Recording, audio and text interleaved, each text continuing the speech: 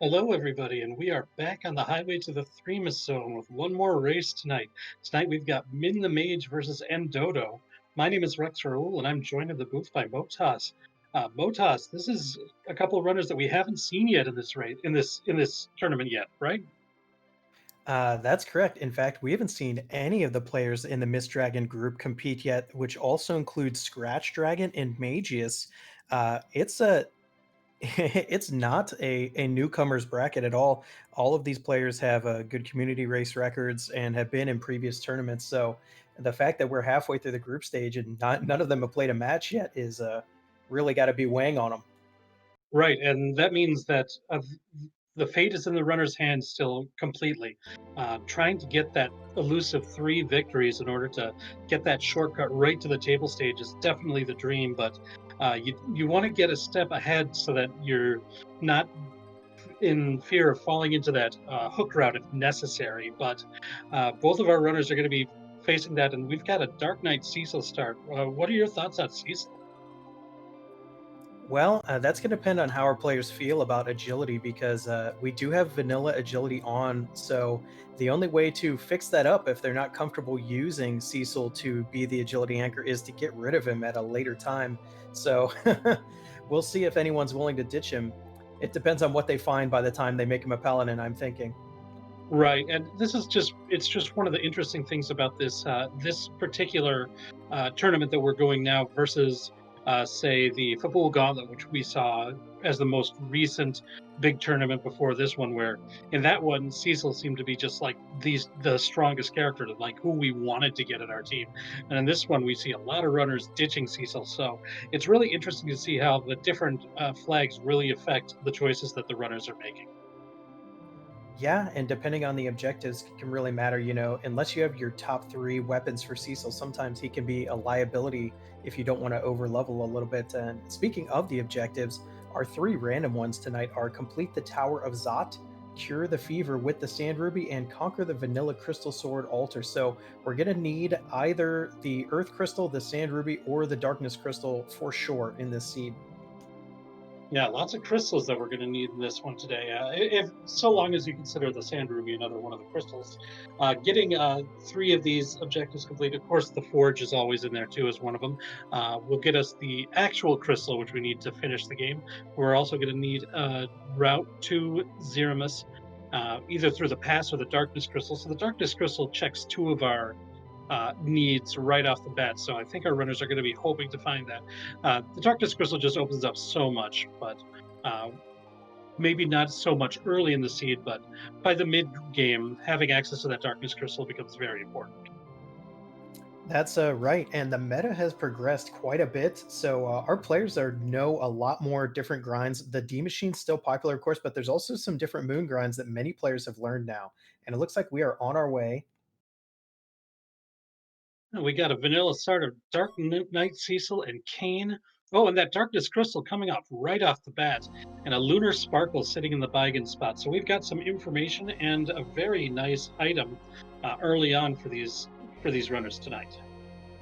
Yeah, a darkness crystal start really gets your mind turning. It really opens the possibilities and makes you wonder if you should go check the character, go check and see if there's any free bosses, and see what tools you have, see what you can maybe do a kind of jukey play to outsmart your opponent, not necessarily outsmart them, but maybe catch a lucky break up there. Another interesting thing that this means is one of the fastest ways to get characters is generally to run over to Mysidia, where you get two free characters. Now you're going to have to wait for the Lunar Whale cutscene in order to do that. Looks like Min the Mage is going to do that anyways. Meanwhile, ndoto going for a Baron looting route early, and he's going to find out who the character is behind the Baron Inn as well. Yeah, T Wildish does have the treasures weighted, but that doesn't mean you still can't find good stuff at Baron. It is wild for a reason. So you're definitely looking for some power. We would definitely love to see some pickups for Kane, especially here. We see the first boss in that Baron Inn spot is going to be Valvalus, probably a boss that our runners are going to like to see in a spot that has so little HP. And the character there is Rydia, an interesting character for a couple of reasons. If you find one of the powerful summons. She can, like that Leviathan summon that ndoto just found at the back of Baron. She can be very powerful. She also has access to the warp spell, which is a very important spell because we have the Dwarf Castle warp glitch on, and so completing Dwarf Castle uh, can get you a couple key items, or at least a couple key item checks instead of just one. We do find Rosa and an extra cane here, so we already know we have the white mage that we're gonna be looking for. We have a duplicate Cecil in the waterway. Both of these players looking for characters first. That is not uncommon in this tournament. It's one of our few big events that have had the free characters on, and getting the party you want as quickly as possible has been key in a lot of these races. Good weapon found in the watery pass by ndoto in the ogre axe. One of the premier axes. Not only is it a pretty strong weapon by itself, but it's also one of the few axes where you can actually equip a shield along with it. Also finds a curse ring, a very important item to make your characters be to have a little bit more control over your character's agility, which becomes really important, especially in the Threemus fights. Yeah, and that's just another way that the meta has changed because before this tournament, you hardly ever saw players looting so much of the Watery Pass, and now it's not uncommon to see players do a full looting of it the entire way through. Yeah, especially if we had found a Tela earlier with access to the exit spell or an exit item, the deeper that you go in there, the more you have to walk out. So this first floor is pretty standard, as we see Min the Mage going through that same looting route that we saw ndoto just do. Any deeper in there, you kind of really want to have a way to get out a bit faster, and an exit is going to be the easiest way to do that with this place. These Ogre Axes are coming out of the walls, and that's going to really help. Two Canes with Ogre Axes right now can clear a lot of these early boss spots, no problem.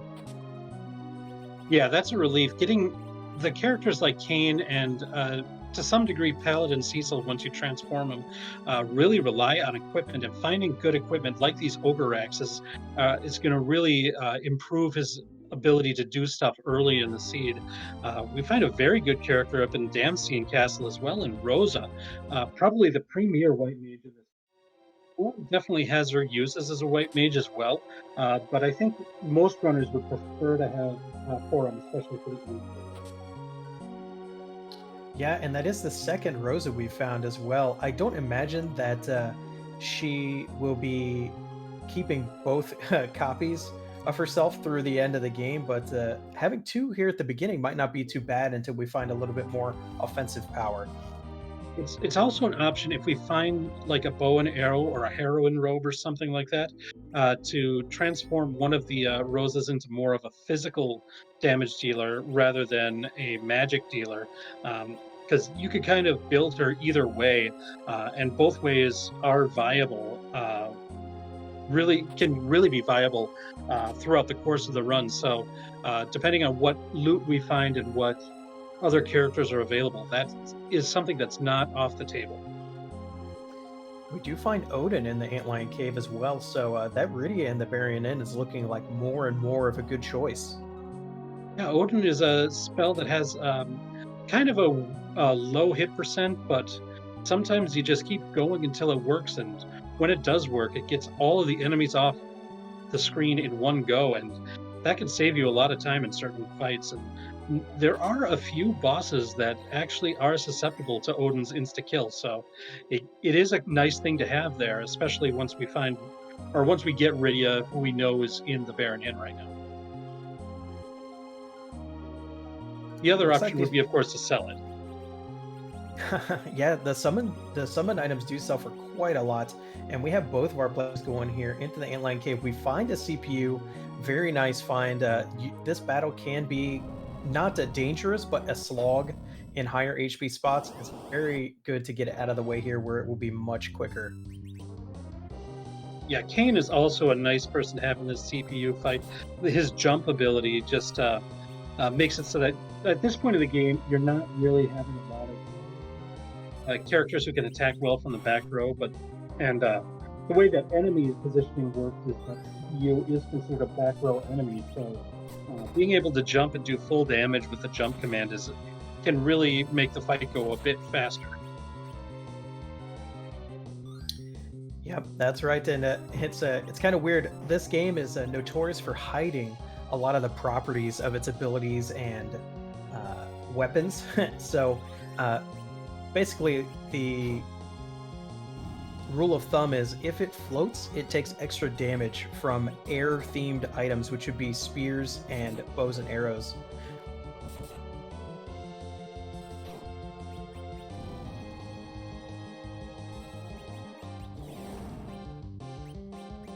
Now we do have a Globe 99 199 coming out on Min the Mage's team.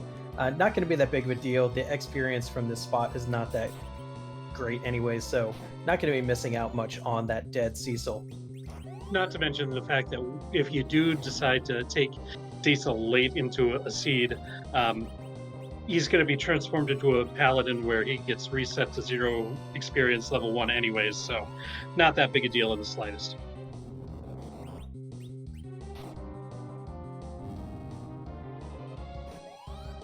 Both ndoto's through, Min will be through here shortly, and we do find a hook in the Antlion Cave. So, fan favorite. The hook route gives our players a little bit more difficulty than the magma key route because of the way in the vanilla game this is played out of order. So the boss can be quite tricky. We will see if they find a magma key elsewhere. There are still a lot of checks above ground to do still, so they will be hoping to find the magma key, of course. But hook could be interesting. This party can do it for sure, but they're going to need some levels first. Yeah, it's another one that's an interesting choice for the runners because then if it turns out that we don't find the magma key on the blue planet's surface, we still have the option if that boss there in the difficult Rubicante spot is not one that our runners feel comfortable with. There is the option of trying to grind out some things even on the moon or complete some potential key item checks on the moon to look for the magma key that way too. So there's a lot of options that our runners have, especially considering that we have both the hook and the darkness key crystal this early in the seed. Wow, and these players are mirror images of each other, both going to Hobbs to check the character now, still not feeling like they have the party that they want yet. I wonder if the runners might be thinking they want to get rid of this Cecil that's still with them, and they find Sid up on the Mount Hobbs. Looks like at least ndoto is going for it. We're going to see, and we see some healing on Min the Mage, so that makes me think he's going to try for it too. These Kaipo guards are not a difficult fight, so. Oh, but it looks like it's Kane that Min is going to ditch. So oh, and we still see both Cecils over on ndoto's side too. So really interesting choices to keep the Cecils around for both of our runners here. Yeah, this may be partially kind of a hedge. If you have two Cecils, the main Cecil, aka the one in the middle slot, is going to be your agility anchor. And then if you find good equipment for Cecil, you can put it on the other one so that you only have to sabotage one of your Cecils, basically, and it's not the one that has your good items. Right, and I think that's kind of what our runners are probably thinking. And it can be a very good strategy. It could pay off big if we find something like an Avenger or an Excalibur, or if we're really lucky, a Crystal Sword. Then that one Cecil who can get all the good stuff is going to be a powerhouse throughout the rest of the seed. And having one Cecil basically as the sacrificial lamb, it can definitely pay off. Yeah, and the only problem with this strategy is that you're basically counting on Kane, Sid, and Rosa alone to get you through the three bosses on Mount Ordeals to make your Cecils into paladins in the first place. Sid helps with that, especially with those ogre axes that we found, since that's another weapon that Sid can use. And he starts off at a much higher level than most of the other characters in this game, so he starts at a bit of a damage dealing advantage. It still could be tough depending on what bosses are up there, though.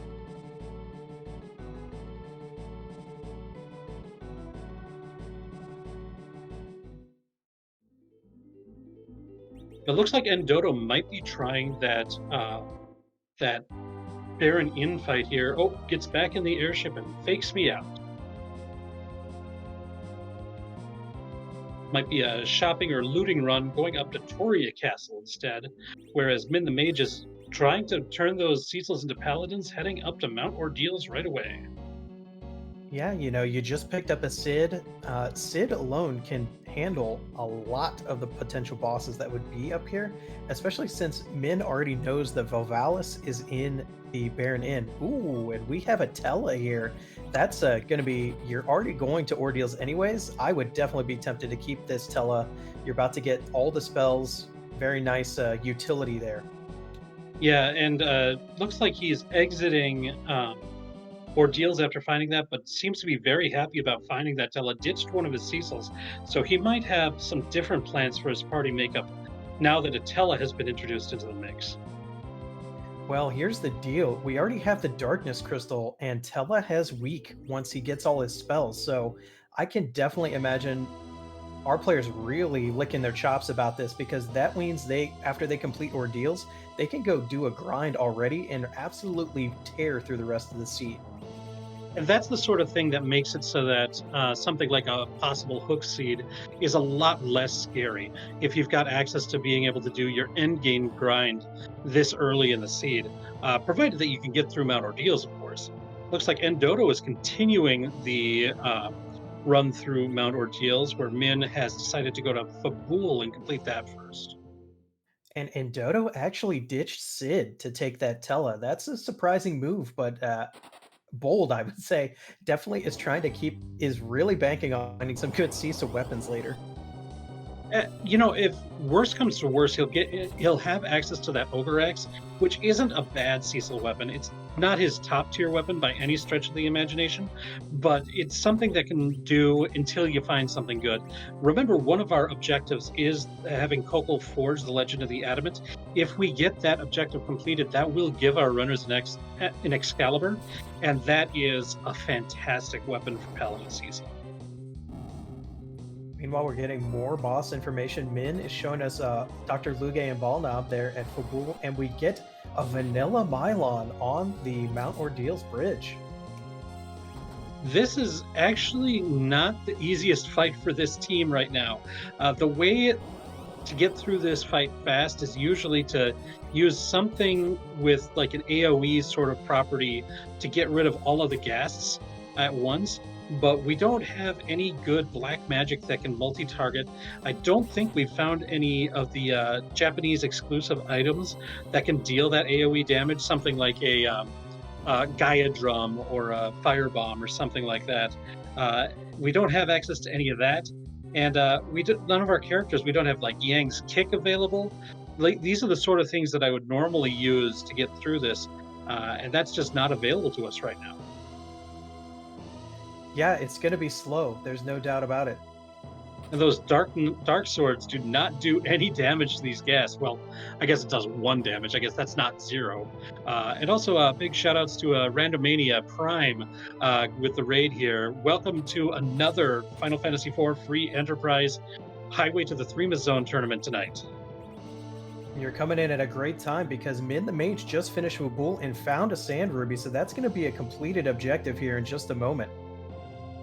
And I don't think either of our runners have peeked into Kaipo, so we don't even know what character is available to us at this point. It's going to be interesting to see if Min decides to ditch the one Cecil that he has left.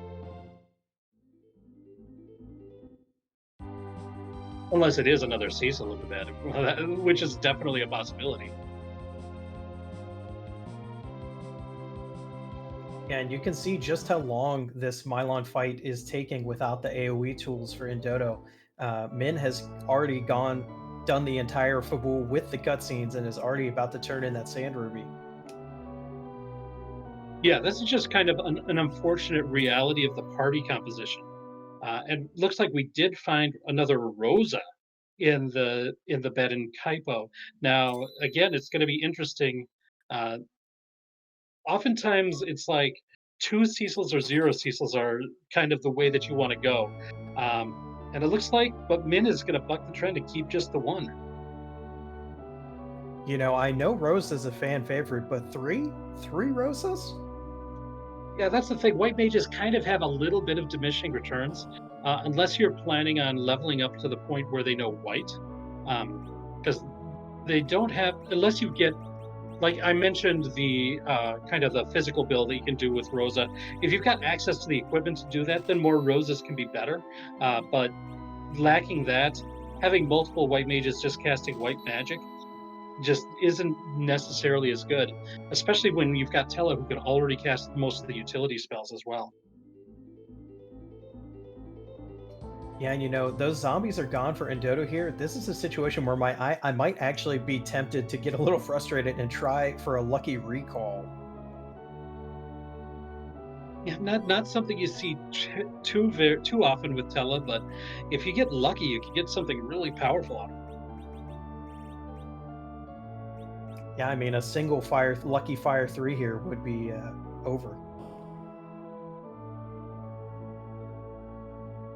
Meanwhile, Min the Mage, since he's in the neighborhood, decides to do a quick looting of mist, and this is like one of these situations where it gets really interesting with your looting choices because it's a balancing act of how much you want to loot to make your team stronger, get enough money to buy the things that you want to do, um, and where you loot versus where your opponent loots that can give you the advantage with things like that. So there's a possibility that not both the runners will loot missed because that's kind of an out of the way place. So if you find something really good there, that could really be a boon. It doesn't look like Min was that lucky this time, but you could definitely understand making a gamble like that. That's true, and ndoto is through the fight now. Finally, Mylon bemoaning his body's weakness, and I'm willing to bet we'll see a save from ndoto here. Yeah, does not want to have to redo that fight. Yeah, that was probably about as brutal as Mylon and Friends. Well, I won't say as brutal as they can get, but it was not an easy fight by any stretch of the imagination, uh, based on this party composition. We'll see if the second fight fares a little bit better for him now. Min finding a moon boss in the watery pass, but doesn't even wait to see which one it was. Just resets immediately. We see the Mist Dragon in the back attack here on Mount Ordeals. Um, this is one where the dark swords of Cecil actually are going to help a bit. So we've got a little bit of turnaround is fair play here because those dark swords were really bad against the gas, but they actually do damage here against the Mist Dragon. So you should have a little bit more firepower for this fight than we did in the last. That's right, and I love my Paladin Cecils and full spell list tell us to come with a side of delicious key items. Right, and for anybody who might not be aware, defeating with this particular playset, defeating D-Mist does populate Rydia's mom in Mist Village, who will give a potential key item. So um, that's just a really nice thing to find. It does mean, like, when we saw Min the Mage check that boss spot in the Watery Pass and also in Mist Cave, he was hunting specifically for D-Mist to try to to find that key item early. He's going to find it up here on Mount Ordeal since he's there right now, but it means that unfortunately he took a little bit of extra time in order to complete those, and so that's something that ndoto might save on. Though I think Min's team is a little bit stronger for dealing with this Mylon fight than ndoto's was. Yeah, the zombies are already gone, and Min has a Sid to kind of soak some of those lit ones. It takes, I think, 8 or 9 lit ones on this Sid to kill him, so he's going to have to heal a little bit less. Yeah, and if either his Kane or Sid has access to a piece of diamond equipment, then that lit one will do almost nothing because that has resistance to lightning damage. I guess it could be Rosa Utella with a diamond ring out there too. So really nice items for this fight, especially early in the seed. Late in a seed, the lit one is not a scary attack, but when our HP values are this low, it can still be a significant source of damage to your team. Meanwhile, we see ndoto relegated to smacking the Mist Dragon with a stick. Yeah, and just as expected, Min's Mylon fight was much faster, so he's gonna end up gaining some time here. Yeah, that fight without having the access to AoE just mean that you had two Cecils who basically didn't have much to do. Min the Mage have just set up a little bit better for that fight, now entering that Demus fight.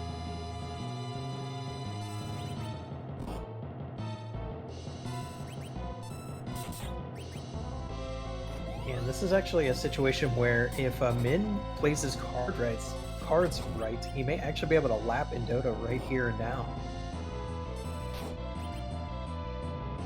We got a crumble on ndoto's side, so now just time to see what the third boss is up here, along with what key item we're getting. It's also going to be interesting to see if either of our runners decide to safety save for this third boss as well. One of those where you might want to safety save if you're worried about getting punked out by Wyvern or something like that. But it looks like ndoto is just going to brave it. Yeah, it has 1,000 HP, and although ndoto has dropped the Sid, the rest of the party still isn't squishy enough to have to worry. There'd be a very small amount of monsters here that we'd be worried about. And we do find, oh, it's just an Avenger Sword. Not a bad pickup by any means, but, you know, it would have been nice to get a key item and along with the character changes that they were looking for. Well, there is still the potential if D Mist gives an important key item, especially if it's something like the Earth Crystal, then that would still be something that would be very useful. Oh yeah, if we were to find an Earth Crystal in Mist Village, I can imagine our players going straight there with this party. Oh, without a doubt, having access to the Troya Treasury, which is one of the rewards for having that Earth Crystal, is huge for a team like this. Um, Especially, well, on both sides, really, with characters like Kane, Sid, and Cecil really relying on the equipment to do the best damage that they can, and uh, that Troya Treasury has some of the best waiting for treasure chests in the game with this particular flag set. So the odds of you picking up something like an Excalibur, like a Dragoon Spear, are going to be the highest in those sort of places. Yeah, so my only question after this, I expect that ndoto will go check the key item, but then I wonder if he's going to continue doing checks or will try to do a D machine grind, as assuming others have been found and bought. Yeah, that is one thing to always keep in mind when you're going to be using Tella to do something like this, because his MP pool is so bad at just 90 MP and it doesn't level up with his levels. So you've got to make sure you've got something to replenish his MP, whether it's ethers, which is probably the easiest way to do it. But you can use a succubus to take MP from Rosa or Cecil on your team. A Lilith Rod can do in a pinch too, but the ethers are usually going to be the way that you do that.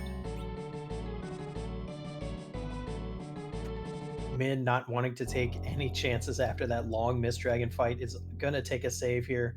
It's going to be happy to see Octomammoth, of course, but now ndoto is going to have to sit through the cutscene that Min has already seen. Yeah, and this might be setting up for that D machine, as you mentioned, since the big whale is going to be activated now for both of our runners as we see Min get that Avenger.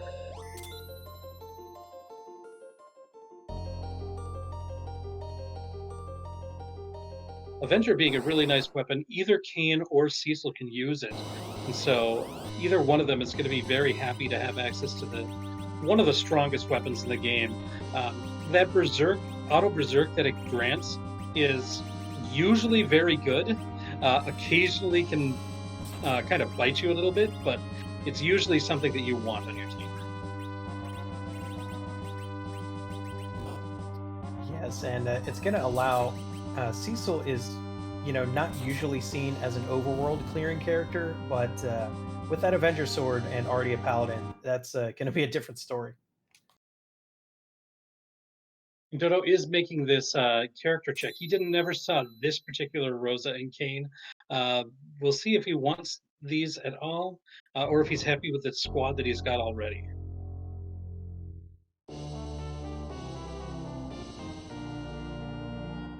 It looks like he's going to stick with his two Cecil team. Not too surprising at this point. Might have been looking for somebody specific, maybe an edge. He's generally considered one of the stronger characters in this flag set, um, but sees Rosa and Kane, doesn't need a duplicate of any of those. Yeah, and you really have to think ahead because we do have the buy flag on, meaning once you dismiss a character, they're gone for good. So elsewhere in the tournament, you have seen players check what character was at a spot and then leave them there in case they Mm. want them later. That wasn't possible in this case because Tello was standing in the way. We had a Dark Knight Cecil spot like start, so it's not like they could hold those two in reserve. They kind of had to take them or leave them. So That's a good point, and it's one of those things that you've got to consider while you're crafting your team. And having the combination of free characters and the buy flag off, or the buy flag enabled, means that you really have to think about every decision, but you're usually making it with a lot of information early in the seed as well. right, if you're gonna check 40 or 50 treasure chests in the entire seed, you don't know if this Cecil's gonna be any good. So you're kind of just you're definitely tossing the dice a little bit. And we see Min does not check Miss Dragon, goes straight to Baron Inn, wants to get this Valvalis out of the way and get Viridia, maybe.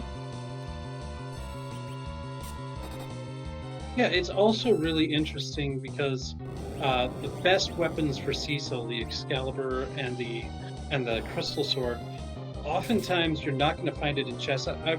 We mentioned it a little bit about the Troya Treasury as a place where you might find it, but in general, you're more likely to find those as rewards for like the key item checks where they don't actually give a key item. For example, like where we found that Avenger sword, that could have been like a crystal sword and something like that. As it turns out, we haven't found any of that yet, but that's oftentimes where you're going to see a crystal sword or something like that. The second fight here in the Baron Inn is the Water Hag. That's a very easy fight for this team. All you have to do is bonk it 3 times, and it says "arg" and goes away. Definitely nice to see, we get a hard boss and an easy spot with Valvalis going down with only, 450 health or something. And then a second spot, the one with more health being a free battle, not too shabby. And Dodo retreading ground that Min has already covered, going to Fabul now. Yeah, and it looks like I'm not sure. Neither of our runners have head straight to Mist. Hopefully, they haven't forgotten and are just trying to find a time where it would be a little bit more convenient for them to go to Mist Village in order to do that. But that's something that both of our runners should be keeping in mind as well. Min does find the Baron key here in Baron Inn, a little bit of vanilla action there. Definitely would be able to take the first boss or the first two bosses in there. The Odin spot's going to be a little tricky at this point, though. I would agree with that. Um, and that's we've seen a bit of vanilla this seed already. We had the Dark Knight Cecil Kane start. We've seen Mylon in its vanilla spot, and now a vanilla Baron key. It's like this is getting crazy with all the vanilla. And maybe that's not crazy because it's normal.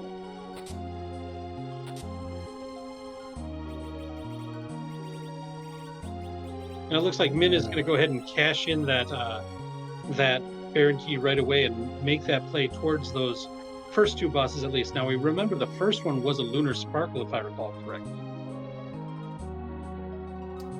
We do have a Crystal Helm pickup as well, so Cecil's starting to look better.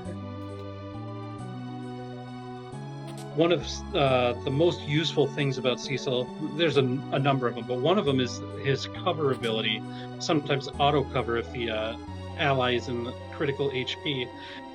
Really good defensive items like that Crystal Helmet really enable that so that he can automatically take the physical hits that would go to that character.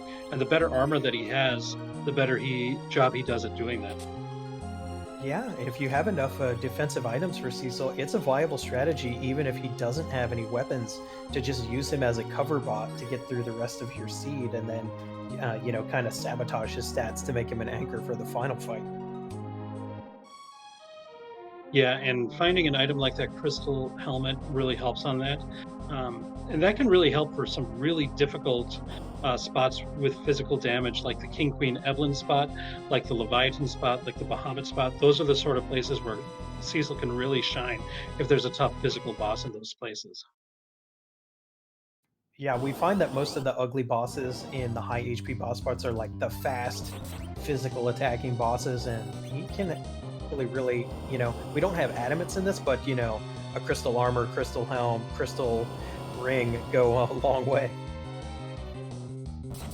And we see Ogo Pogo in the Vanilla Baigan spot. Um, I think we're probably strong enough to take this on, but that's a boss that can be very nasty. And I wouldn't say this is a gimme, but this is it's probably a relief that our runners are for our runners' sake that they're finding this here instead of having to deal with that, say, in the Rubicante spot.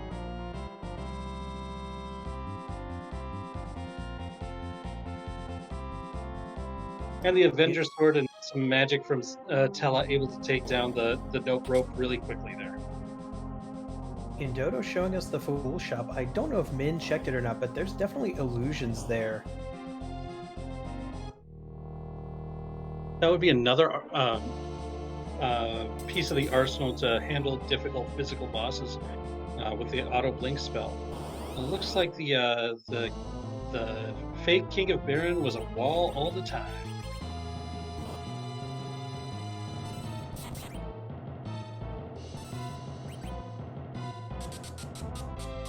And Dodo was about to ditch this Rosa, but then remembered that it's actually an objective to actually use the Sand Ruby.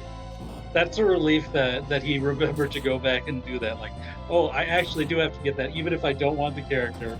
I need to complete this objective. So that is nice. I will say on Min's side, this is probably a relief. This is another one of these bosses, both this and the Ogopogo. That if they're in the wrong spot, they can be extremely difficult bosses. And to have them here in this kind of early mid-game sort of spot is a relief because they're a lot easier to handle here than if you had to face them like somewhere on the moon or something like that. Yeah, Evil Wall can be absolutely brutal at fast boss spots, and luckily this is a very slow boss spot because in the vanilla game, they wanted to give you plenty of time in between Kanazo's big waves.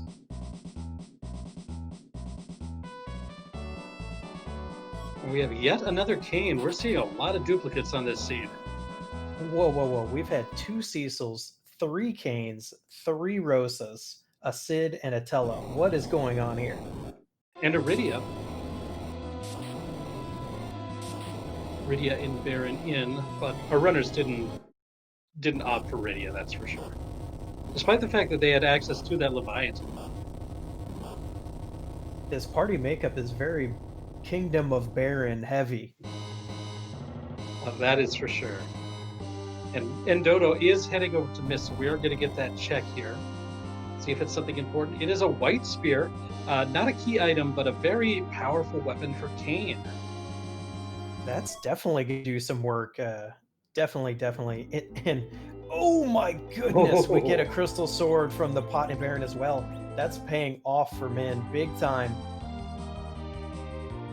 Yeah, Min now probably it looks like he is going to miss, going to get that white spear. So we've got just a wealth of attack options between the white spear, the crystal sword, and the Avenger sword. That's going to pay off a little bit more for ndoto, who does still have three characters who could use that stuff. Yeah, that's the 1-2 punch. You just found a crystal sword in Baron. You go turn in the Mist Dragon. You get a white spear for your trouble, and this hook route is looking more and more easy for these players to get through. Yeah, we mentioned a little bit earlier that the characters that we've been given rely a lot on equipment. Well, we've got equipment now. Yeah, and we are quickly running out of spots to check, so they're gonna have to quit putting it off and get in that Cave of Lana here pretty quick. I mean, the other option would be to go to the moon, which isn't necessarily a terrible option at this point. We do have an objective up there. We do have a Tela. So if we want to do a D machine grind before going to the moon, and then you could be trying to find that magma key up there. Now, it might not pay off. You might have to come back and go do that hook route anyways, but it's an option that the runners do have at this time, especially if they're planning on doing a D machine grind in general. Taking care of that objective might just be a little bit more efficient if you route that all in together. Yeah, we have not found sirens yet, and they have the party for it. I would be extremely tempted to just go grind all the way almost to Z levels and then just blow through anything I want to check. Yeah, and then after you do that, whether you decide to go the hook route first or the moon first, you should be able to handle that, especially with this team with Rosa and all these really good equipment characters. Now, it should be noted the D machine grind is not it's not for the faint of heart. You do have to actually get the correct grind fight, which new methods have been found, especially specifically for this flag set since we have can't run on, which means you can manipulate how you get the fight, but a lot of players either haven't practiced it enough yet or weren't comfortable with the D Machine fight in the first place. So you may see a lot of players still prefer to use Siren strats, whether that be for gold dragons or for eggs in the underground. Yeah, and that could also be preference as well, whichever strategy they prefer. At this point, you don't need to go and do a grind at this point. We've got really powerful equipment with good characters. You can go ahead and just go through the hook route as it looks like Min is doing anyways. It's just another option that our runners could have should they be prepared for it. And the new manipulations for that D machine grind are a nice way to ensure that you can set it up. Well, we've also seen some runners in this event just kind of brute force it, and instead of manipulating it, just go to the Giant of Babel and just reset until you get the fight. And so there's a couple of options that you have if you want to do that, and if you don't, there's other options for grinding that are going to be available, and we may see those in this seed as well. We see Min wanted to get some extra EXP from the one trap chest in Cave Evelyn with the Stalemen, but Final Fantasy IV showing its kind of peculiarities here. The damage rolls from Stalemen can be either very small or very, very high just because the way the multiplier system works in this game can be somewhat perplexing for players. Yeah, that's a fight that I think is always very risky, and often not worth it. The experience that you get from the Staleman is not really great. It's not terrible, but it's not. If you compare it to when you go a bit deeper in this dungeon into the Tower of Babel part, there's the poor mad ogre's chest, and the experience for that is just so much better than you get from the Staleman. And so at this point, with all the equipment that we got, I'm not surprised that Min just skipped it over. Now that he's got access to the hourglasses from the shop, he might go. Yeah, he's going back because now he'll be able to stop them with that hourglass, and they'll be a lot easier to deal with now that he's got an item to help him with this fight. The Cave Ablana spot shop showing why you never skip this shop. It basically almost always has something good because it's sorted in the spots behind other gated shops like the ones underground. So you're pretty likely to find one of those kind of bread and butter items like hourglasses, illusions, star veils, sirens, you name it, all the stuff that our players are really looking for when they do item shop checks. Another gated shop is this Baron weapon and armor shop that ndoto is seeing, because you need the Baron key in order to get into this one. And we see sorcerer robes for sale in there. And interestingly enough, ndoto did decide to take Rydia on his team, so we do have some more differences between our two runners deciding what makeup they want for their party. And if we recall, ndoto did find that Leviathan summon very early in the seed in the barren grasses of the back, as well as that Odin summon. So we've got some stuff for Rydia. She can be very strong once she gets a couple of levels. Yeah, Rudy is a character that you kind of see players waffle on. A lot of players really like to use her for hybrid strats or just to plow through bosses in the mid game. But other players don't like her because she takes her quite a while to get the more useful spells. She does get warp very early, but then when it comes to her heavy hitting black magic, it's not until later. And of course, you're also just like characters who rely on equipment. You are relying on finding the summon items for her. Right, and this just might be something that ndoto wanted to pick up because of that warp spell that you mentioned, since the warp glitch is on. And if we're heading right into the underground after this, um, right now he's going through the Baron Castle thing that we saw Min do just before this, and it might be underground next. So he might just be preparing for that eventuality. Yeah, you get a few levels on her, and your Tella starts to become less. How should I say this? More dispensable. So you get your Rydia a few levels, you get weak, and then maybe you can ditch him for some other better, more useful character. And welcome to the Free Enterprise channel. We are playing Free Enterprise. So, more Threemus Zone action coming to you tonight. Min the Mage versus ndoto.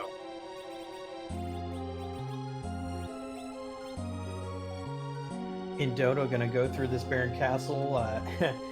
Probably not gonna take the second cane here, I don't think, but we shall see.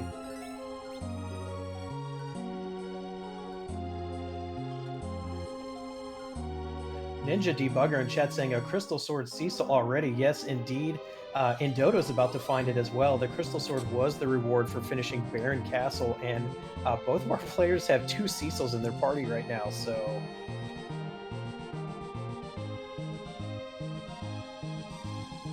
Now, the Crystal Sword is something that ndoto is about to receive once he completes this Baron Castle routine here. Well, yeah, yeah, we've he's going to be pretty happy he didn't get rid of the other Cecil. He did ditch one of them. yeah, Crystal Sword, Avenger, White Spear. We now have seen Sorcerer Robes as well for sale. So we've got equipment galore. Min does manage to get off that hourglass on these ogres, so hopefully we'll be seeing some life glitches here. Didn't quite get that one off, but healing up instead.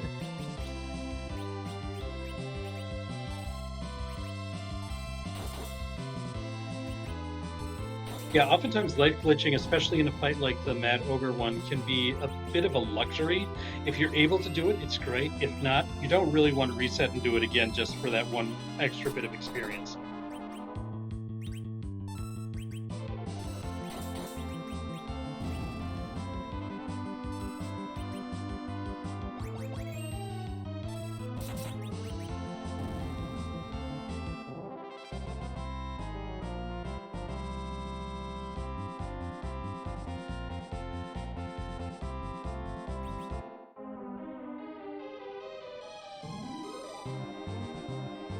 Now the good thing is that if if ndoto is planning to basically sabotage his own Cecil later as far as agility goes in order to get a good Z fight, you still had Cecil for the whole rest of the seed to save you time. I think many players would think that's a good trade-off. It just depends on how you like to do your Z fight. And we've got a couple of options to, if we want to get rid of them, there's going to be a couple of options for characters to replace them later in the seed if we want. Remember, we still have that character in the Lunar Palace that we haven't checked yet, and we can swap out Cecil for that character if we want. There's going to be a character in Dwarf Castle that we haven't seen, and ndoto hasn't seen Yang in the Cave Eblin yet, so there's another option there. I doubt he'll take that because I bet he'll want that Crystal Sword Cecil throughout more of the seed than that. And it's surprising to me that neither of these players, we've had access to the moon since the beginning of the seed, and it is a little surprising that no one checked that free carrot there, or even kind of peeked the Bahamut boss, see if it's a freebie. Yeah, it might be that they're pretty happy with the squad that the Seed has given them throughout the early part of this run, and I can't really blame them. They've gotten very powerful characters and very powerful equipment to go with them, so it wasn't as need. Like if you were stuck with a bunch of forums and Edwards, then you might be desperate to go to that check that character a lot earlier. Min is finding Mylon Z, and that Mylon is not long for this world with those quad nines coming out of Cecil. Yeah, Mylon Z was never supposed to be fought with the Crystal Sword, and I think that's clear there.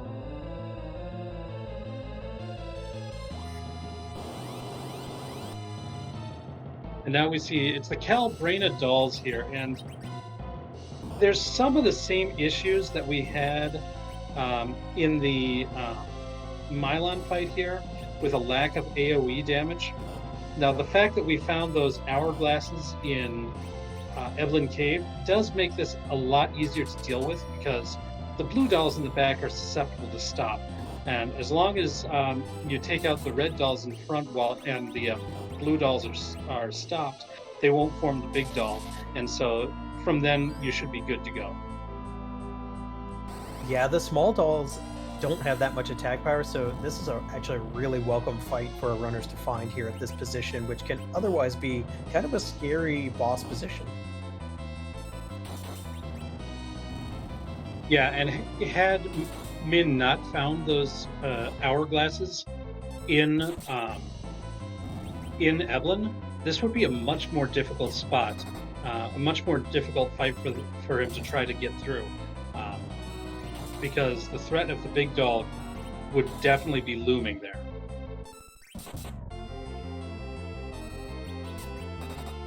Yeah, many players do not see the big doll very often in their seeds, but you kind of forget just how hard it can hit.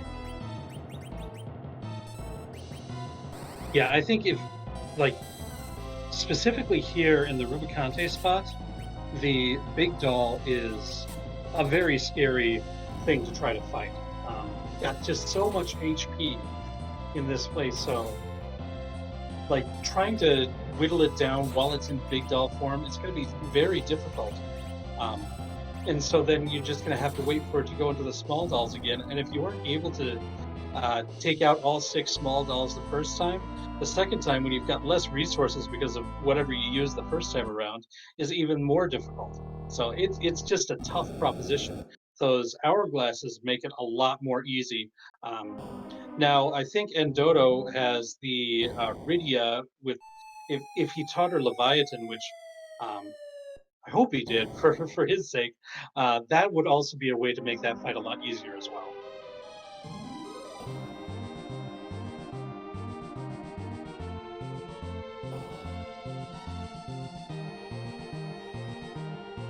Ndoto is not far behind here and should be slicing through those two fights just as easily as Min did. Meanwhile, Min is exiting into the underground, going to show us the Falcon, and let's see where he decides to go. There's a lot of choices spread before him here.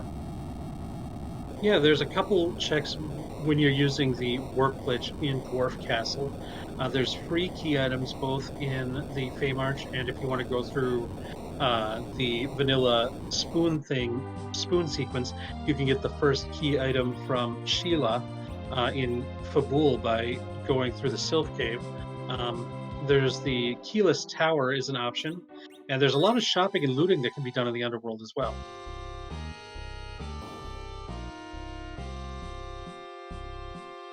And we see Min is going straight to Dwarf Castle, wants to waste no time on this double check here.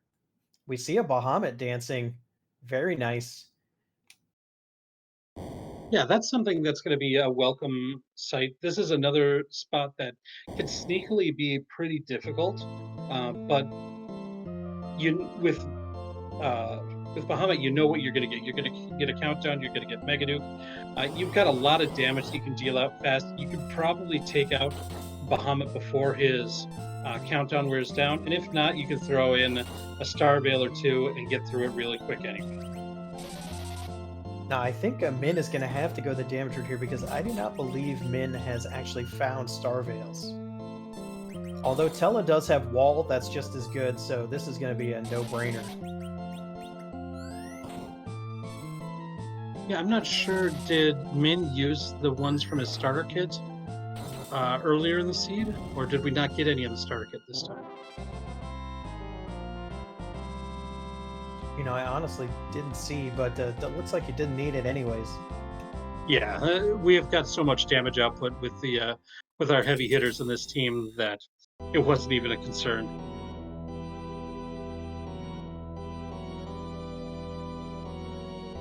Ooh, and it looks like we have a Dark Elf as second boss. Also very welcome. This spot doesn't have very much HP. Oh, goodbye, Edward. Goodbye. Yeah, not a shocker. There are definitely some uses for Edward, but if you don't have to deal with those strategies, then just dismissing it makes a lot of sense. Yeah, we can see Min is already here to phase two. Not going to be too much longer. Has weak able to be used on this phase. Oh, doesn't. One hit. That's it. Holy swords do the work. Yep, another crystal sword victory there. And meanwhile, ndoto got through that. Again, not too much of a surprise that Bylon Z went down when we've got a crystal sword Cecil here. We're into the dolls fight over there with ndoto, and we'll see what his strategy is there as well.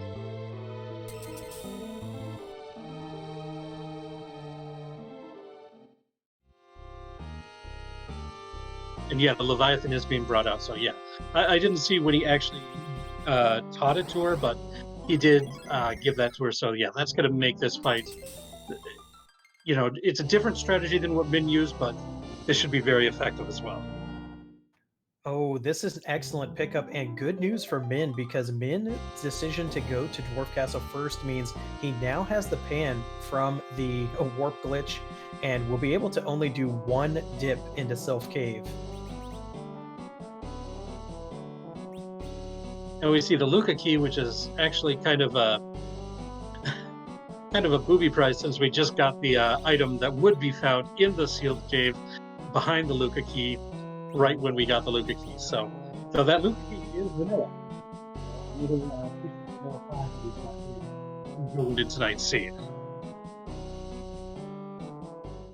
Yeah, we will not be seeing the sealed cave boss especially since we have already found D-Mist. So I can expect Min is going to go check Sylph Cave and perhaps even the Feymarch free chest. Usually players like to do the Feymarch first in case the pan is there, but Min knows where the pan is already. So I would guess maybe also peeking these bosses down here as well. The only situation that I think we might see anything in the sealed cave is if we don't find sirens for sale, and one of our runners might think that the best option for grinding that they're comfortable with would be the door grind by fighting the trap doors in the sealed cave. That's just one option that the runners have available to them. Yeah, there have been many a race where I had to do that because we had sirens turned off. Oh, and we have a pink tail, a little French vanilla there. So another tail. We do have the hook, so our players can turn that in as soon as they get up. Not sure if it's going to be worth their time since, as we said earlier, we do have adamant armor off, but it's going to be a top tier loot item. I don't know how much they need equipment anymore. Yeah, they've been blessed with equipment. It might be one of the situations where if our runners have the rat tail, they might turn it into the pink tail at the same time. But with what they've got right now on their team, I don't think there's a whole lot of need for them to rush to turn in that pink tail. Yeah, I can see them turning it in if they get a rat tail to also turn in, but not otherwise.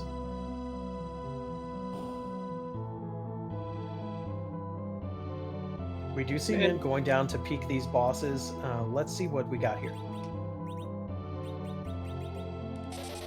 Ooh, we see a blue robe, and we know we've already seen the water hags. We know that is the Alt Gauntlet that'll be pulling monster fights from the Feymarch. Yeah, unsurprisingly, Min wants no part of that fight. Yeah, that was a vanilla Leviathan and Alt Gauntlet. Not great. going to be putting those checks off for as long as possible. Sorry, slight correction. It was a French vanilla Leviathan. Leviathan was in the Ashura spot right next door. That's true. Sometimes role reversal's okay. Yeah, I mean, sometimes you just want to sit in your partner's chair, right?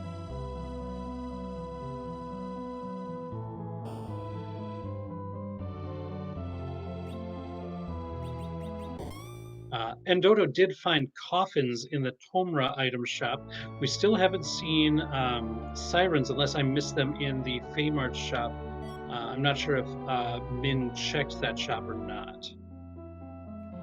Min has managed to get at least one siren from a treasure chest and also picks up the spoon here. Edward, alas, has already been dismissed, but it's another key item, and Min is approaching 10.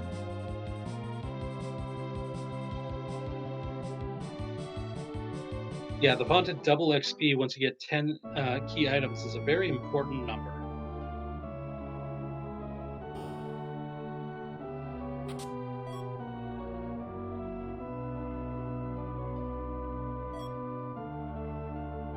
We do have the aircraft body and bonded repair specialist from the Profession Dwarf, and Jodo did already show it to us, but we were busy at the other time talking about Min, so Yeah, both of our runners talking to the dwarf makes me very happy.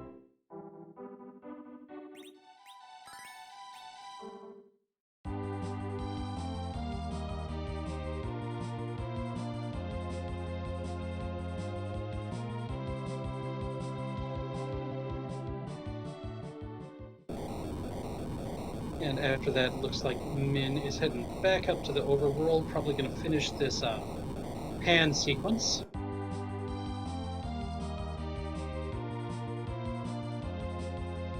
yeah, those two free key items will definitely weigh on your mind if you decide to go somewhere else first. So even if it may not be optimal, you definitely want to get that check out of the way. Especially, you don't want to risk forgetting that you have it. And it's one of these things where, especially like the only item we really need in order to complete this seed right now would be the Earth Crystal. Another option would be both the Adamant and the Legend Sword, of course. But we're just basically, since we've already found the Sand Ruby, and we've got the Darkness Crystal, which is what we need in order to get to the Crystal Sword altar, we're basically one item away from go mode, or two items, depending on which way we get it. Speaking look, of that's only the Earth one Crystal. item remaining, Yeah, that's it. Like, Min the Mage now has everything that he needs in order to complete this seed. He is only at 9 key items at this point. He might want to look for one before he does any grind, but he's in good shape here. He's got access to the treasury if he wants that as well. Not sure exactly where he's heading right now. Oh, he's going to switch to the yellow airship, because if he's planning on going and doing the Tower of Zot, taking the yellow airship is always preferred.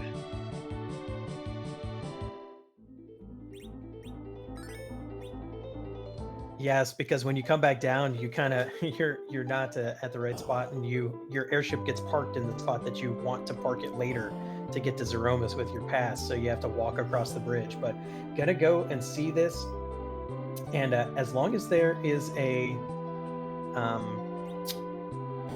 key item at this Earth Crystal, Indota's going to be looking good to just grind and then go kill the Crystal Sword altar boss.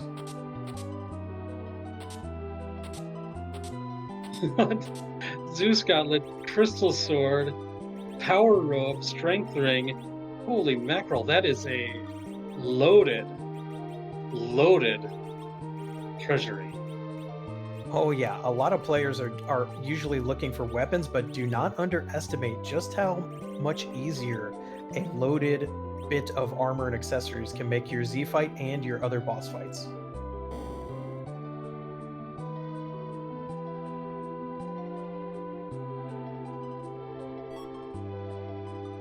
We see Ndoto now is about to find that pan, which is going to lead him through this, hopefully the same path, and be on the way to go mode as well. Yeah, ndoto really not far behind at all. And It's we got it's to really keep getting convenient great that they both weapons. chose to go to Dwarf Castle, because if they hadn't, there were a lot of checks they could have done that would have sent them basically astray. And it looks like Min either looking for a character might want to replace the Cecil at this point, or is looking for that 10th key item by heading up to the Tower of Zod at this point. Yeah, I mean this is a really good move, because you know you have to do Zot anyways. You know you have the party power to do Zot for sure. So you may as well fish for it and see if there's a key item here to really speed your grind up. Yeah, it makes perfect sense to knock this out of the way right now. And then followed up by heading to the moon and getting your crystal. And then at that point, you'll have the crystal and you're on the moon. We haven't found the pass yet, anyways. So completing the objectives in the order where you're going to be right next to Threemus when you're ready is probably going to be the best way to go. And it looks like that's what Min's setting up here.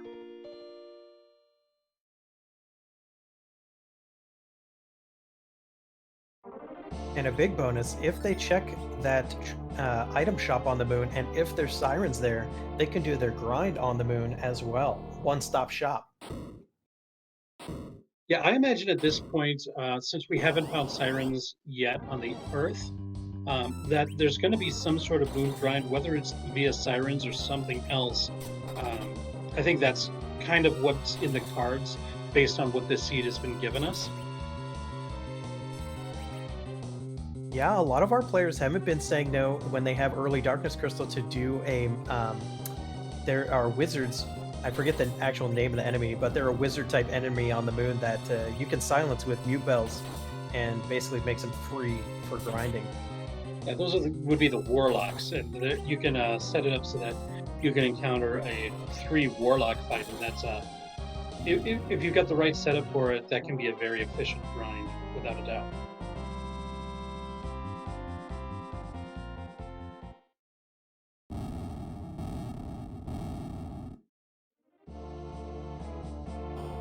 Min making quick work of King and Queen Evelyn there in the Mega Sister spot, not even saving.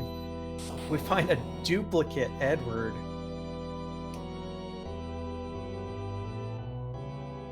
This is the seed of dupes, our Restreamer Alicel. Great job on this one.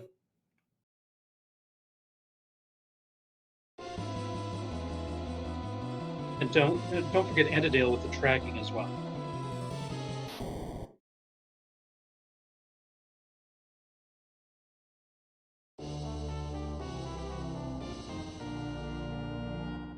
We find another Yang as well. The duplicates just don't end.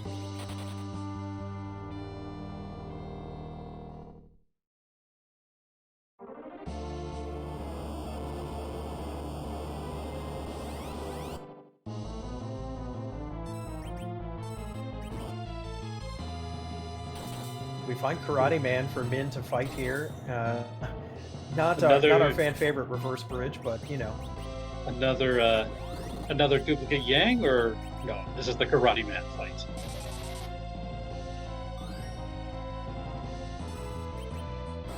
This is a fight that that our team can just get through, but you could cheese it by waiting until hitting it with Cecil after the second kick. But we'll probably just take out Karate Man anyways.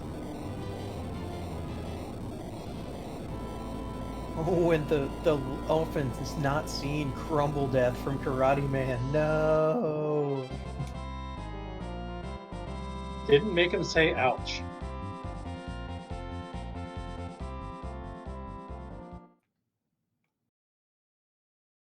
Yang didn't want to tap out, so instead he just disintegrates.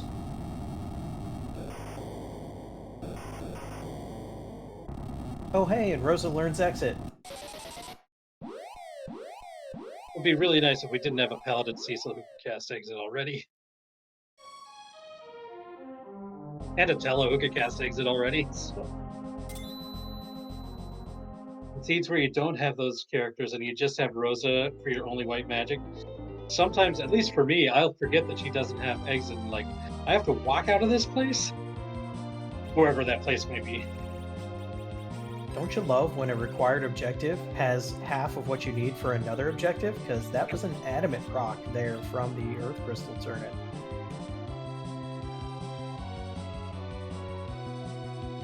I suppose now we're in a situation where if you want, you can try to find another key item somewhere else and try to get that legend sword. But I think if you've got a spot where there is an objective that you know exactly where it is to complete, I think that makes probably the most sense. But Yeah, knowledge is power, and Min has now completed Objective 2.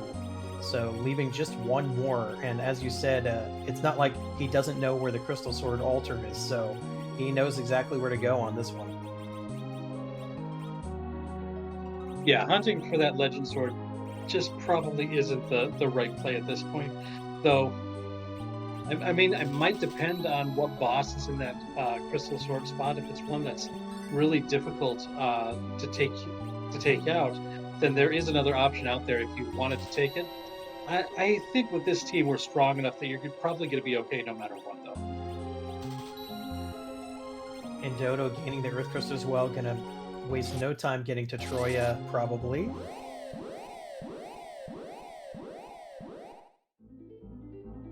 Yeah, I wouldn't be surprised if Ndoto is routing very similar to Min here.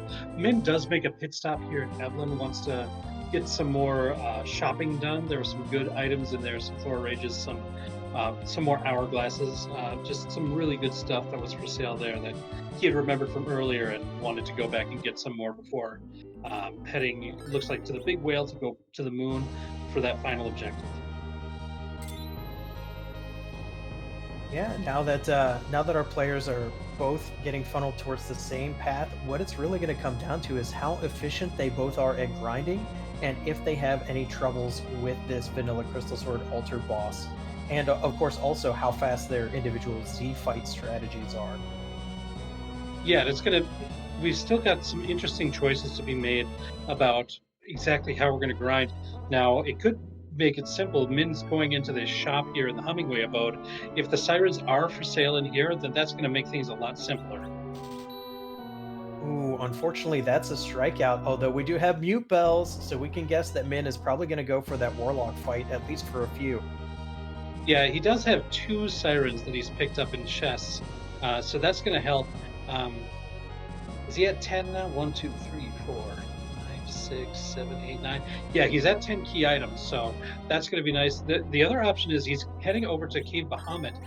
You can get a double gold dragon encounter by using a siren in this cave, and that's one that gives a lot of experience. And he's got the hourglasses, which can stop them, and that's another way that you can get a bunch of experience in a short number of fights.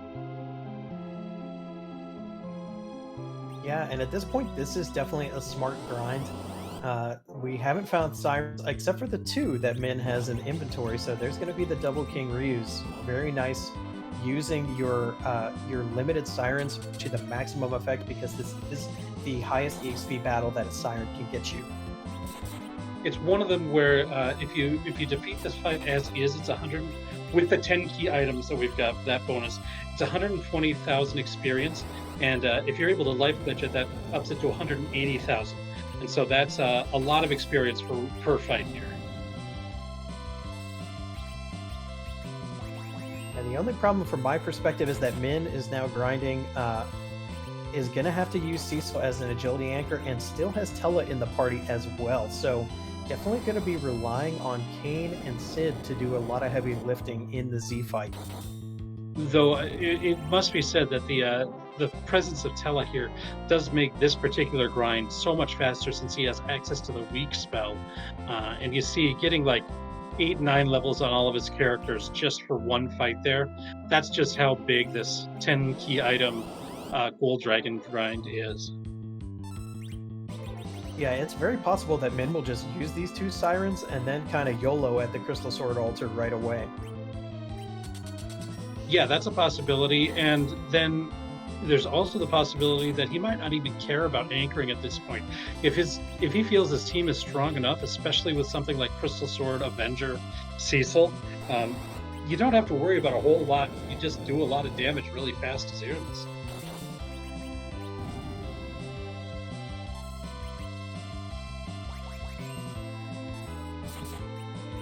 Yeah, and we still don't know what character is going to be in the Lunar Palace here, so it's definitely possible that once the levels are good, maybe we will see a character drop, although then that means you have to slingshot somebody, which some players like to do it, some players don't.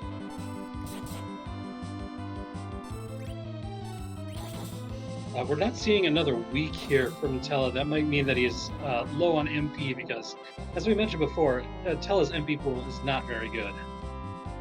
But was able to get the life glitch on both of them, so 280,000 experience fights with his 2 sirens. So if he's using them efficiently to get a lot of experience, that's a very good way of doing that. Yeah, tried to exit with Tella and didn't even have enough MP to do that. Has to go to Cecil. That exit from Cecil is a real perk. Like, Paladin Cecil having exit is a very nice thing.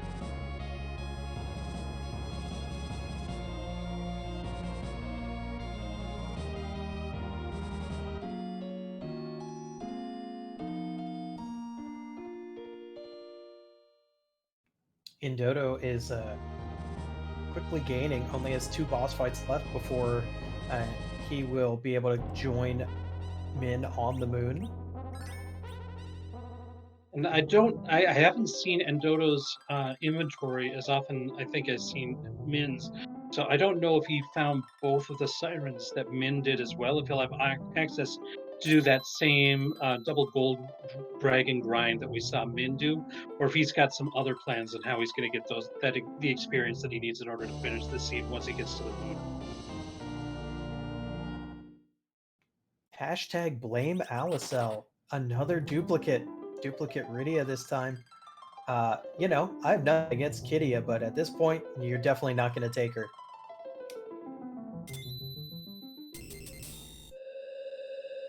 Yeah, the only reason to take her would be if you don't want to ride Cecil to the end.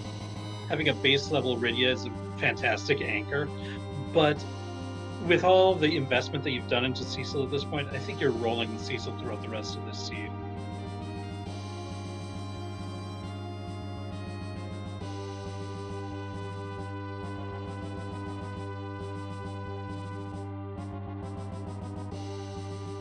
And now Min the Mage, now making the descent through the lunar subterrane, going to be heading probably directly to that Crystal Sword altar. Yeah, I can't imagine any any side trips now. Min is locked on target. Yeah, I think the only thing like that would be is if he wanted to get some grind by fighting other bosses or by looking for trapped chests. Those would be some ways of getting some more experience if you wanted it. But I think those 2 Gold Dragon fights is basically what he wanted to do, or at least that's what it seems at this point. Whoa! ndoto actually is dismissing Kayn for this Edward. I'm not sure what's going on here.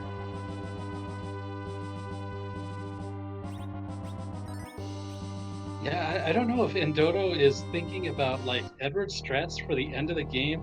Oh, he wanted Spoonword. That's what he wanted. I don't know if I would replace a White Spear Kayn who's fully decked out with some armor. He had Defense Sword as well, with a Power Shirt Spoon Edward at this point. I just don't know. This is gonna be very interesting to see if this turns out, because Edward cannot survive an unnerved Big Bang. Straight up, period. Can't survive it. So unless you're doing some really quick hide timing, he's only going to be useful for a certain amount of time in the final battle. Well, that certain amount of time might be enough if we've got Crystal Sword Avenger and Spoonward Kayn, or Spoonward dealing your damage. That might be sufficient.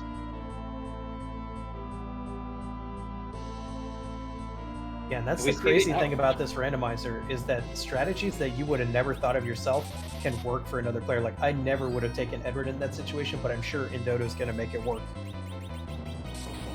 well, a berserked Edward with a spoon can do quite a bit of damage. So if you're going to deal out damage really fast, having a character like Edward, who's a pretty fast character to start with, um, he's and that spoon is the highest attack weapon in the game. So like this is kind of a power play. This is an end game sort of build that we've got, especially with that power shirt on him as well. This is this can deal a lot of damage. He's going to need some levels, but was going to need some levels anyways. Meanwhile, Min is fighting Kenazo at our required Crystal Sword altar and manages to get some Thor Rages off to stop the wave. You do not want to get hit with that at any of these Moon Boss locations. Even the lowest HP position still has plenty of health, which is how the damage for that move is calculated.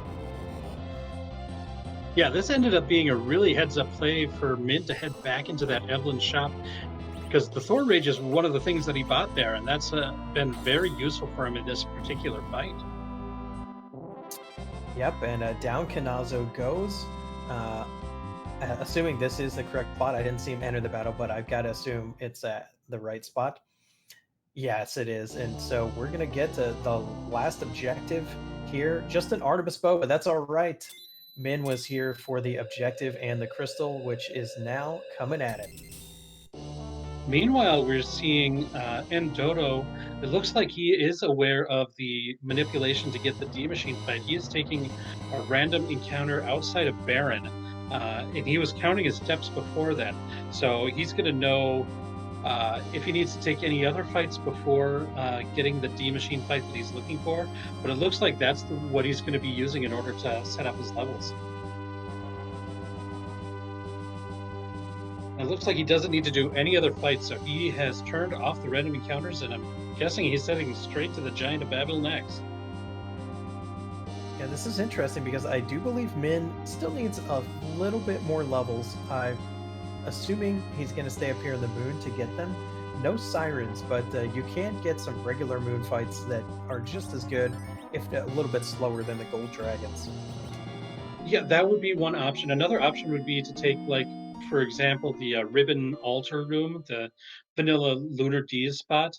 Um, there are some exceptions, but in general, with the 10 key items, that's going to be 200,000 experience.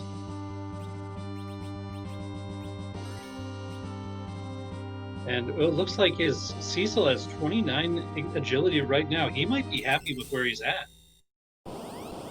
But no, wants to take the fight, wants to get the experience. I wouldn't be surprised if he knocks out Cecil for this fight because he doesn't want him to get any more agility. Not saying that's definitely what he's going to do, but I think that's an option. And it happens to be the guards, which are free. They're free. This means that you've got the ability to light flitch them, which means you can get even more than the 200,000 experience.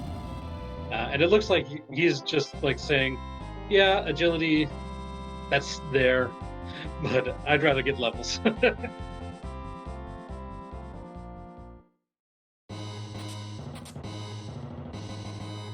When you're strong enough, you don't need to worry. The stronger you are, the less you have to worry about agility anchoring. We get a vanilla ribbon there too, which is nice to keep Rosa alive. She doesn't have quite 100% safe HP levels right now, so the ribbon will really help her survive in the case of a high roll big bang. Yeah, she's not 100%, but she's pretty close. I think if for me, having over 2,200 HP on Rosa, I feel pretty good. Yeah, especially if you're assuming that you're only going to see 1 or 2 big bangs to begin with. But it looks like, yeah, it looks like he's heading there. So that means that we've got a question that we need to ask, because I'm sure people are going to want us to ask a question, right, Botas? You know, I don't know if I've seen enough of the emotes in chat yet for us to ask the question. Okay, I think they're spamming the Z question mark emotes. I think that's the emote we wanted to see, right, Motas? I think so. I think so. And that means it's time to ask, whose butt are we gonna kick tonight? Yeah, it is just about butt time here. We are going to see a random sprite for Zerimus. Zerimus is still going to have the same script that we're used to him having, but whatever he looks like is going to be different, and we're going to see exactly what we're up against here. Meanwhile, ndoto has found that D machine grind. It is doing everything to get as all the levels. This is the same grind that the vanilla speedrun of Final Fantasy IV uses. So it's a tried and true method of getting a lot of experience in one fight.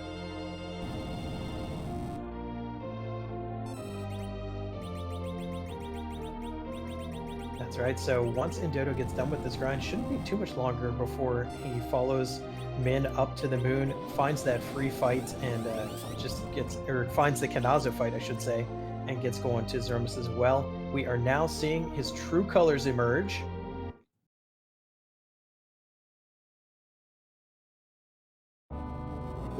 Erg.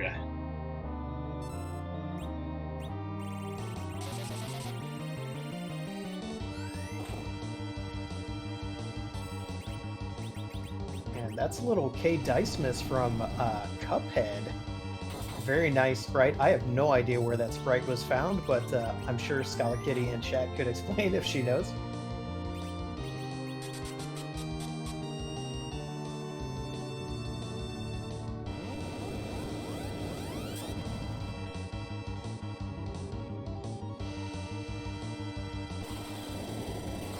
Chat pointing out the color palette of this boss actually matches the window color palette that the runners have kind of customized. And we see first um, the first Big Bang come out. It was nerfed properly, so everybody survives. And we get the curing from Rosa coming out, and then we've got some berserkers going. Even Kane's hitting for like over 2,000, and Cecil's just going to be that much stronger.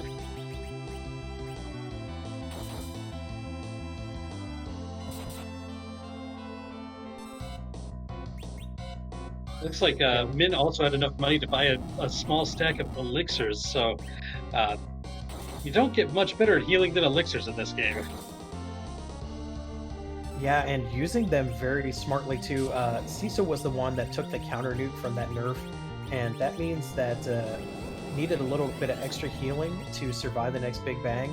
But it turns out Rosa's getting more turns than we would expect, so it looks like this fight is going to go swimmingly. Yeah, he had started the fight with the Artemis bow equipped on Rosa, and that gives, I think, either plus 10 or plus 15 to her agility, and so that really helped out there. Unfortunately, there was a full-powered Big Bang, but we got a couple of casualties, but the important thing is Cecil, who's swinging for like 6,000 each time around, so that's going to be the main source of damage, and any other collateral damage from the other characters is unfortunate, but as long as Cecil is still swinging his sword, you're going to be good to go.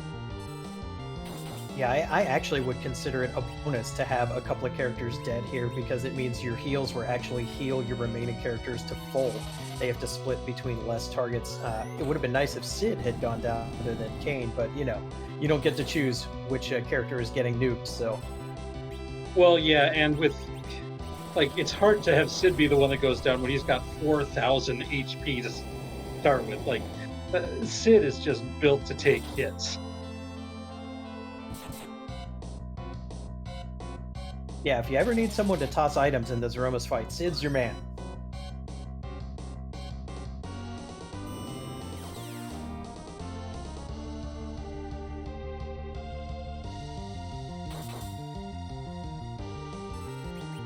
This is like, go ahead. Ndoto is ending the grind fight. let's see how many levels are gotten here. Oh, we get life 2 white. Yeah, like that's it. That's done. And Dodo's heading to the Lunar Subterranean after this for sure.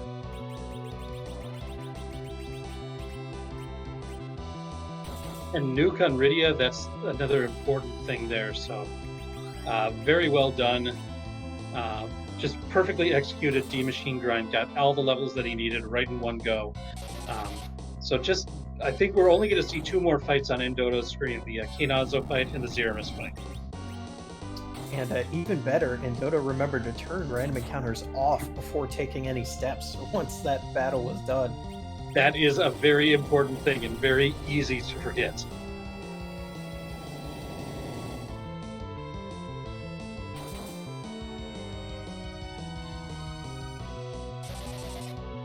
Chat pointing out that Edward was still slingshotted. So our Edward has 2,200 HP. It's been a while since I've seen that. I can definitely say that. That's kind of the advantage of finding Edward exactly where ndoto did, having that opportunity. If he had we had seen one Edward earlier in the seed, but I think Min has got the flash. We are done. And Min the Mage has won this match with an official time of 1 hour, 27 minutes, and 25 seconds.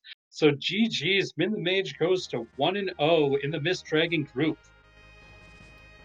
After all of the worrying about agility anchoring and if they're going to be okay keeping Cecil, Min showing us, yeah, I'm not going to worry about that agility stuff. I'm just going to crush. Yeah, when you're swinging for 6,000 of Berserk's hit, you don't need to worry about how fast your enemies are, because you're just going to power overwhelm them. And quick as always, it looks like we do already have Min ready here for an interview. How you doing, Min? Shaking a lot, but good otherwise. Yeah, well, better than seeing Zeromus continuing to shake here, but you get that done. Power overwhelming, just super strong Cecil there. Tell me about what you were thinking about with this party composition. So I was just looking for a lot of gear. This is a super gear heavy party comp between Cecil and the Kane. Like, you really need a good sword for Cecil, or he's not really worth it to take in this particular flag set. But when I got that crystal sword from Baron, I was smiling ear to ear. I was super happy and just ready to start mowing everything down. Yeah, and that really worked throughout almost everything after that. Like that crystal sword. You also had the Avenger. There was a white spear. There were ogre axes left and right. You had a lot of good gear available to you this seed, didn't you? So this was a very, very nice seed. Yeah, our restreamer Ali wanted to have something a little bit more mean for you, but it was very nice to you today, and you're able to do quite a bit of damage really quickly to Threemus there. So, one other thing that was interesting, you got a darkness crystal very soon, very early in the seed. What were your thoughts when you saw that?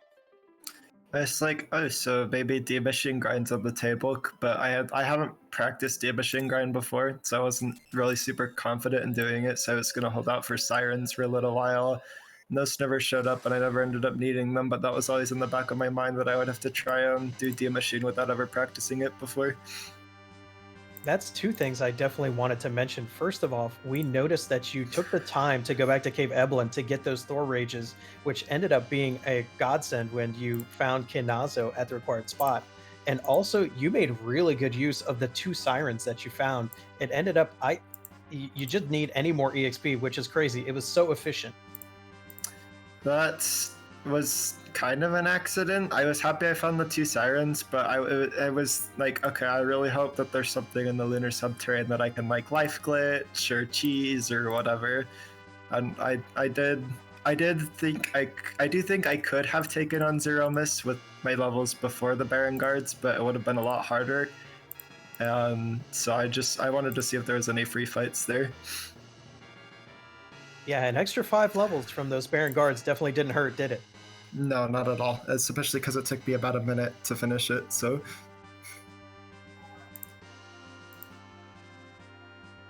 So this puts you at 1-0 now in this event. So, what are your thoughts?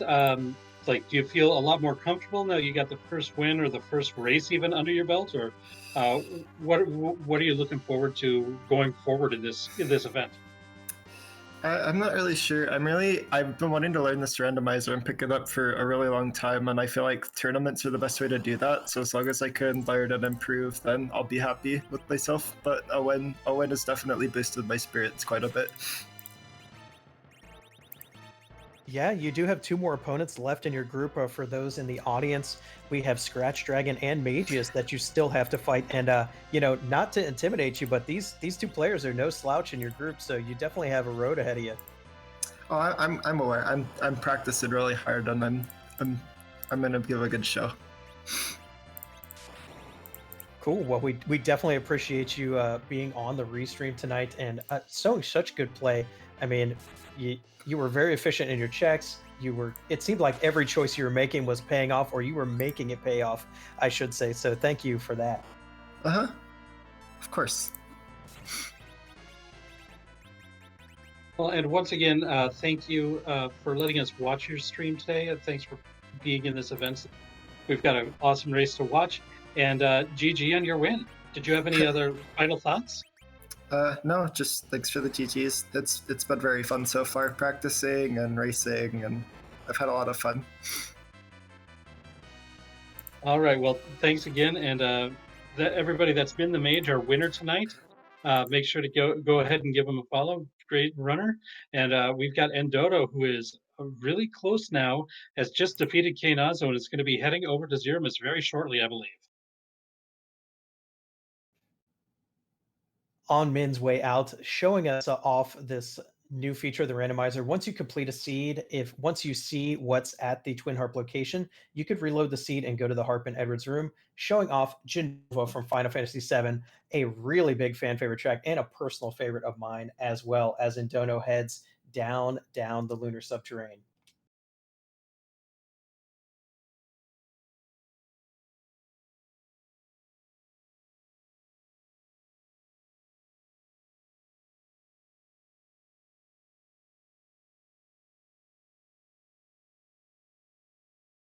And I imagine with ndoto, we're going to see a slightly different strategy. Um, because he's leveled up both of his mages to their highest level uh, of magic. So Rydia can be using Nuke, uh, Rosa can be using White. We may have a bit of a hybrid strategy going into this Zeramus fight, where both Edward and Berserk to do as much damage with them. Meanwhile, we see somebody using either a wall or reflect, and then nukes and whites come up, Rosa and Rydia. This could be a way to do just kind of amplify the damage or supplement the berserking damage with both types of magic and physical damage.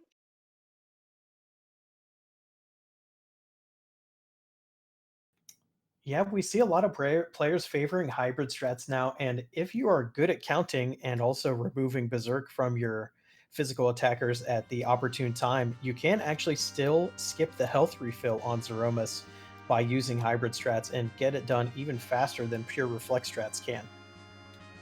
Yeah, you need to be very correct on your counting, and the unihorn is going to be your friend if you're going to try to do that.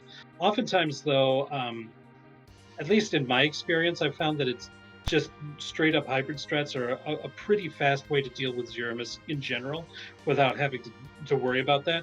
I think if you're at a bit lower level and you're trying to do it, especially, then that might be a little bit better.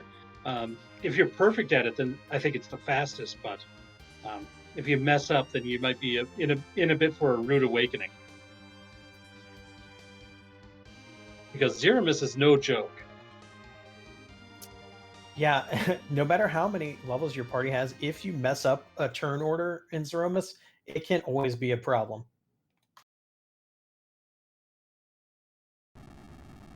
Yeah, as Ninja Debugger says in chat, when it works, it really, really works. And that's true. It is fantastic when it works. If it doesn't work, though, and you've just removed all your Berserker's Berserk status, and you get a phase change, um, then you might be set up for a big bang to come in when you'd rather be setting up Berserks. So That unicorn hype. I'm not sure if ndoto has a unicorn, if he's going to go for that, or if he's just going to go for a general berserk strategy or a hybrid. There's a lot of options open to him right now. To be honest, with a level 63 Edward and a Crystal Sword Cecil, I don't know. It might just be time to power it out. Yeah, power overwhelming is definitely an effective strategy. And we see making the switch here from the Crystal Sword to the Avenger Sword during the fight. This does a couple things. First of all, it makes it so that all the stat boosts that you get from the Crystal Sword have already been calculated and applied to Cecil, and they remain through the changing of the weapon. That's just kind of a quirk of Final Fantasy IV's re-equip sort of feature. Also, there's some weird things that go on during the transformation from using the crystal, where sometimes if you've got a character who's already berserked in that time, you can get glitched and kind of locked in place. And you don't want that, especially with somebody like Cecil, who's going to be like your big source of damage throughout the course of this fight. So you wait until after the transformation is queued up to equip that to try to avoid that. Yeah, and we see this fight going pretty much as well as it could be. The original counter nuke hit Tella, which is fine. ndoto wants Tella dead now anyways to make the tier 4s better. And we do see some sick nukes and holies coming out. 8,000 damage on the reflected nuke. This Threemus is not long for this world.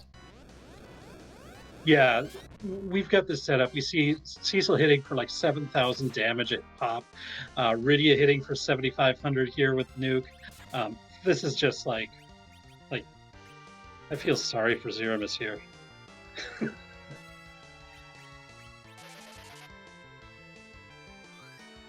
While ndoto is crushing through this fight, I do want to give a shout out to the Randomania Network. We're on Randomania 2 tonight, but we have been on a variety of their channels. Whenever we've run these big events, they've always been good hosts for us as far as, giving us time on their channels for this.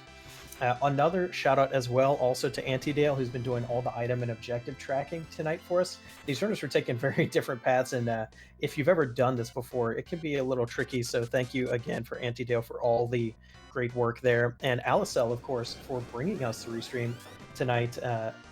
Making it all work and rolling the seed.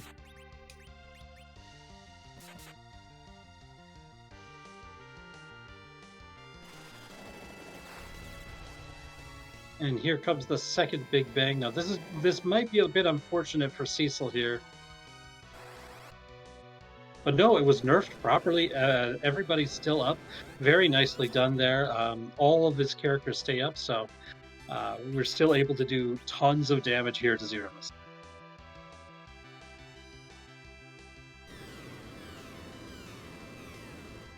And there's the rocks falling. We are in the final form of Threemus, the Meteo phase. Oh, and Cecil goes down, but we still have Edward and Rydia, who can both dish out lots of damage to try to finish this out. Yeah, unfortunate for Cecil to go down, but there is no flash because flashes were off for ndoto, but Threemus going down. GG's to ndoto with an official time of 1 hour, 39 minutes, and 53 seconds, just a scant 12 minutes after Min. Yeah, GG's, a very close race here indeed. Slightly different strategies at the end, but both utilizing Lord Cecil to do tons of damage. And I believe we are now joined by ndoto. And ndoto, GG's on your finish. Thank you so much. Yeah, and just wanted to get some of your thoughts about this race. Oh man, well, my biggest fear going into this was that I was still going to be playing at like 1 a.m.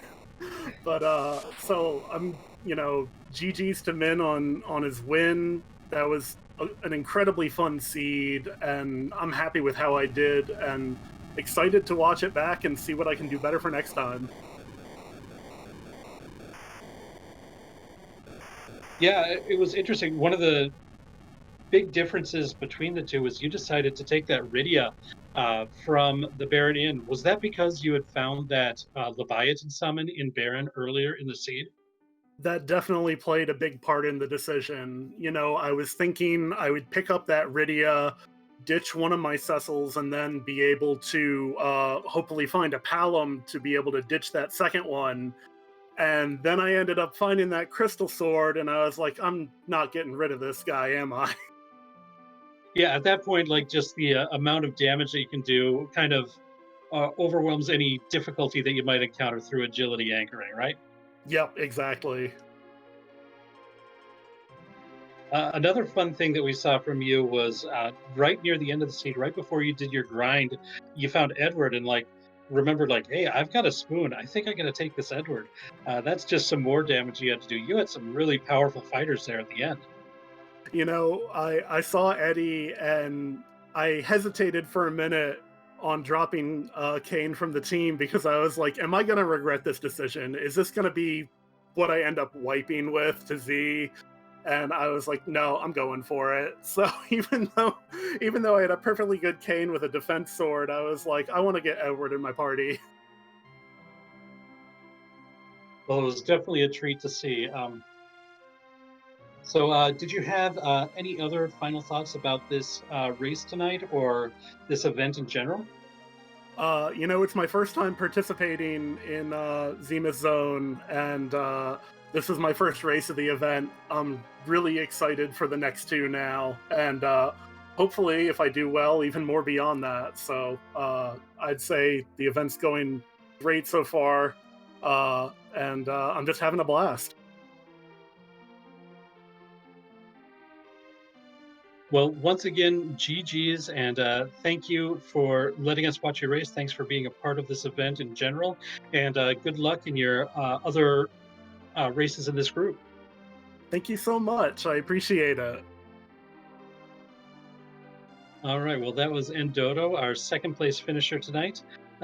Both of these still have a chance of making it into the, well, Min has a chance to 3-0 this, but both runners still have a chance to go 2-1 and make it into the magma route towards the table and proceed in this event. But there's still hope for that, even for ndoto, who might have taken the loss in this race.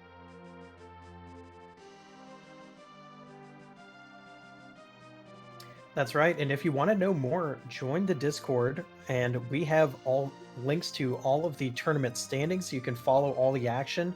There are a ton of people hanging out in the general voice chat, just watching all of the races that we're not restreaming.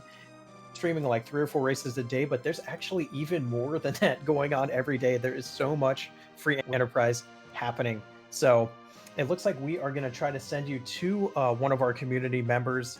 I believe it's going to be Dr. Cossack, who is playing a seed right now. So if you've been following us through all these restreamed races, go on, stick around for some more free enterprise.